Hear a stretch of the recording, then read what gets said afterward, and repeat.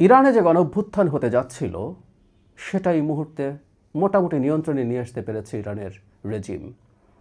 এই গণঅভ্যুত্থান আপাত দৃষ্টিতে যে সফল হলো না এখন পর্যন্ত, সেটা দেখে আমাদের সেনাপ্রধান জনাব ওয়াকারুজ্জামানের কথা মনে পড়লো, আমাদের গণঅভ্যুত্থানের কথা মনে পড়লো। এবং জনাব ওয়াকারুজ্জামান আমি ধারণা করি সামনের সময়তে খুবই আলোচনায় আসবেন। আমাদের এই দেশকে গণতান্ত্রিক ট্রানজিশন যাদের পছন্দ না, তারা জনাব ওয়াকারুজ্জামানকে আবারও পূর্ণ শক্তিতে টার্গেট করবেন বলে আমি ধারণা করি। তাই আগে ভাগে কয়েকটা কথা বলে রাখা দরকার। এবং ইরানিয়ান এই আপরাইজিং কেন আমাকে তার কথা স্মরণ করালো সেই জায়গায়ও আসছি। নির্বাচন বানচাল করা যাবে না, কিন্তু নির্বাচন বানচালের চেষ্টা হবে নানা দিক থেকে নানাভাবে। এই কথা গত বেশ কয়েক মাস থেকে বলে যাচ্ছি। এই দেশের বহু মানুষের নির্বাচন হবে কি হবে না এই ধরনের কনফিউশন থাকলেও আমি একদিনের জন্য এই কনফিউশন রাখিনি। কেন রাখিনি সেটা নিয়ে আমার নিজস্ব ব্যাখ্যা বহুবার দিয়েছি। কিন্তু চেষ্টা যে হবে বলছি, ফলে কিছু হত্যাকাণ্ড হতে পারে, জনাব ওসমান হাদির মতো বা ছাত্র দলের সাথে সংঘাত আছে এমন কোনো ছাত্রনেতা বা কোনো ক্যান্ডিডেট কেউকে টার্গেট কিলিং করে একটা হাঙ্গামা বাঁধিয়ে দেওয়ার চেষ্টা হতে পারে, এটা একটা দিক। কিন্তু আমি যেটা ধারণা করি সেটা হচ্ছে নির্বাচন যত ঘনিয়ে আসবে, মাঠে যে কোনো রকম পরিস্থিতি উদ্ভব হলে সেটা নিয়ে সেনাবাহিনী প্রধানকে আবার টার্গেট করা হবে এবং তাকে বিরাট একটা পাপের তালিকা দিয়ে তার অপসারণ চাওয়া হবে। এটা আমরা মোটামুটি নিশ্চিতভাবে বলতে পারি। আমি এটা দাবি করছি না 5 আগস্ট পরবর্তী সময়ে জনাব ওয়াকারুজ্জামান সব ক্ষেত্রেই সঠিক কাজ করেছেন, কোনো কোনো ক্ষেত্রে তার কোনো ভুল থাকতেও পারে, এটাকে উড়িয়ে দেওয়া যায় না। কিন্তু এই ভদ্রলোক বাংলাদেশের ইতিহাসের অংশ হয়ে থাকবেন, কারণ এই 5 আগস্ট সফল হওয়ার পেছনে তার অসাধারণ রোল। এবং পরবর্তীতে তিনি আমাদের এই ধরনের দেশে যেটা ঘটে, সেনাপ্রধানদের খুব অ্যাডভেঞ্চারাস হয়ে ক্ষমতা নিয়ে নেওয়ার যে চেষ্টা, সেটা থেকে নিজকে তিনি সরিয়ে রেখে জনাব নুরুদ্দিন খান এরশাদ পতনের পর এই ধরনের রোল প্লে করেছিলেন। একই রকম একটা রোল তিনি প্লে করছেন। রাদার যারা নির্বাচন না হতে দিয়ে বা এটা একটা বিপ্লব বলে একটা বিপ্লবী সরকার টরকার বানিয়ে রাষ্ট্র ক্ষমতা অনির্দিষ্টকালের জন্য ক্যাপচার করে ফেলতে চেয়েছিলেন, সেটার ক্ষেত্রে বড় বাধা হয়ে দাঁড়িয়েছিলেন জনাব ওয়াকারুজ্জামান। এই কারণেই আসলে তাকে নানাভাবে টার্গেট করা হয়েছে। যেখানে যাই ঘটুক না কেন ওয়াকার দায়ী। এই ক্যাম্পেইন ক্রমাগত চলেছে, এটা আবারও চলবে, কোনো সন্দেহ নেই। কারণ তিনি দীর্ঘদিন থেকে নির্বাচনের পক্ষে তার অবস্থান স্পষ্টভাবে জানিয়েছেন। কেউ কেউ প্রশ্ন তুলেছেন একজন সেনাপ্রধান হিসাবে তিনি এভাবে কথা বলতে পারেন কিনা, অবস্থান জানাতে পারেন কিনা, সেই তর্কে এখন আর ঢুকছি না। আমার আর্গুমেন্ট ছিল বিশেষ পরিস্থিতিতে এটা খুব অস্বাভাবিক হিসাবে আমরা দেখব না। ইরানের গণঅভ্যুত্থান প্রসঙ্গে কেন জনাব ওয়াকারের কথা মনে উঠল? আমরা যারা ইরানের গণঅভ্যুত্থান ফলো করছি তারা খেয়াল করছি অ্যাপারেন্টলি এটাকে ইরানের রেজিম নিয়ন্ত্রণ করে ফেলতে পেরেছে। কিন্তু এই গণঅভ্যুত্থান আমাদের চাইতেও রক্তাক্ত ছিল, আমাদের চাইতেও ভায়োলেন্ট ছিল।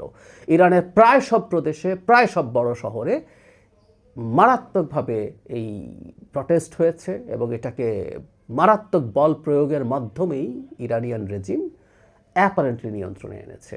আমাদের মতো ইন্টারনেট ব্ল্যাকআউট সহ সব হয়েছে, লেথাল ওয়েপন ইউজ করা হয়েছে, প্রচুর প্রচুর ঘটনা। এবং ইরান যেহেতু গ্লোবাল জিওপলিটিক্সের খুব গুরুত্বপূর্ণ পয়েন্টে আছে, তাই মিস্টার ট্রাম্পও খুব সিগনিফিক্যান্টলি এটাতে রিয়্যাক্ট করেছেন, তার অ্যাটিটিউড দেখিয়েছেন, তার অবস্থান জানিয়েছেন।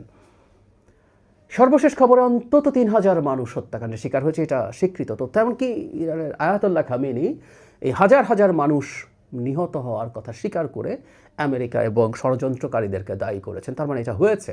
আর বেসরকারি হিসাবে এই মৃত্যুর সংখ্যা কুড বি ইভেন 15 to 20,000।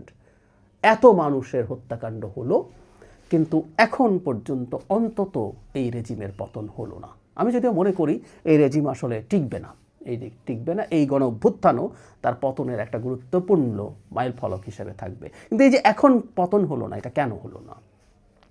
এর জবাব হচ্ছে এই ধরনের গণ অভ্যুত্থানগুলোর কোনো একটা পর্যায়ে আসলে সেনাবাহিনীর সমর্থন প্রত্যাহার করা প্রয়োজন হয়। এরশাদ পতনের সময়ও আসলে সেনাবাহিনী সমর্থন প্রত্যাহার করেছিল। জেনারেল নুরুদ্দিন অস্বীকৃতি জানিয়েছিলেন যে তিনি এরশাদের হয়ে জনগণকে আর কোনোভাবেই বল প্রয়োগ করবেন না। এখানেও তাই হয়েছে। বিশেষ করে আমরা অনেকে জানি ইরানের একটা রেগুলার সেনাবাহিনী আছে, সেটা প্রেসিডেন্টের কমান্ডে থাকে, কিন্তু ইরানের আসলে ওই সেনাবাহিনী প্রধান শক্তি না। ইরানের প্রধান শক্তি হচ্ছে IRGC, Islamic Republic Guard Corps. এটার সরাসরি কমান্ড হচ্ছে আয়াতুল্লাহ আলী খামেনির হাতে।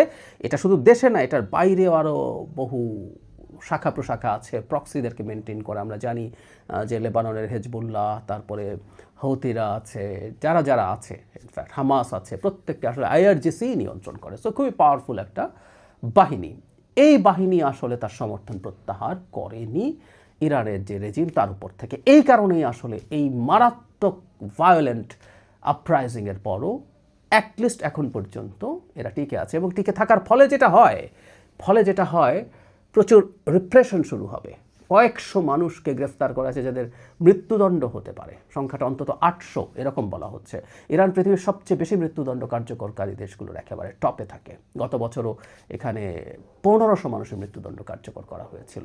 সো এই যে টিকে যাওয়ার পরে যে মারাত্মক অপারেশন আসলো, সব কিছু আসলে ফর দ্য টাইম বিং ঘটলো, যেহেতু তাদের আইআরজিসি তার আনুগত্য প্রত্যাহার করেনি। তাহলে এবার আমরা মনে হয় বুঝে ফেলছি জনাব ওয়াকার কেন আমাদের এই ইতিহাসে চিরকাল স্মরণ করা হবে তাকে।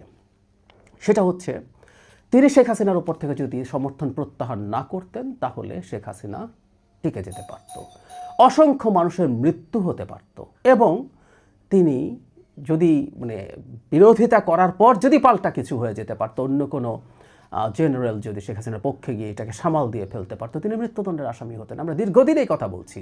সো এই ঝুঁকি নিয়ে জনাব ওয়াকার দাঁড়িয়েছিলেন জনগণের পক্ষে।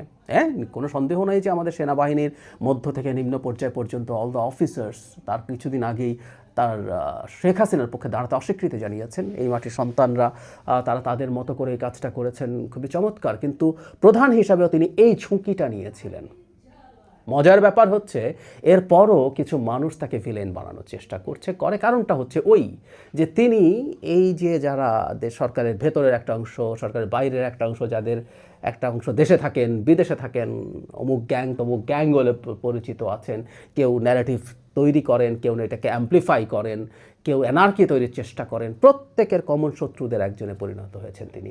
ফলে আবারও জনাব ওয়াকারুজ্জামান টার্গেট হবেন। আমরা এটা চোখ বন্ধ করে বলে দিতে পারি, আমরা নিশ্চিত থাকতে পারি কতগুলো পাপের তালিকা তাদের দৃষ্টিতে আছে, সেগুলো সামনে আনা হবে। কিন্তু আমরা মনে করি বৃহত্তর স্বার্থে জনাব ওয়াকার যে কাজ জাতির জন্য করেছেন এবং যে দেশের ডেমোক্রেটিক ট্রানজিশনের জন্য এখন পর্যন্ত তিনি যে ধরনের অবস্থান নিয়েছেন, তাকে আমাদের সমর্থন বজায় রাখতে হবে। কারণ বাংলাদেশে এই মুহূর্তে তার উপরে যদি কোনো রকম কোনো চাপ তৈরির মাধ্যমে পরিস্থিতি তৈরি করার চেষ্টা করা হয়, সেটা আমাদের ডেমোক্রেটিক ট্রানজিশনকে খুব সিরিয়াসলি হ্যাম্পার করবে। এবং সেটা হ্যাম্পার্ড হওয়া মানে হু নোজ আমরা কোথায় যাব, এমনকি একটা গৃহযুদ্ধ তৈরি হওয়ার পরিস্থিতি তৈরি হয়ে যাবে।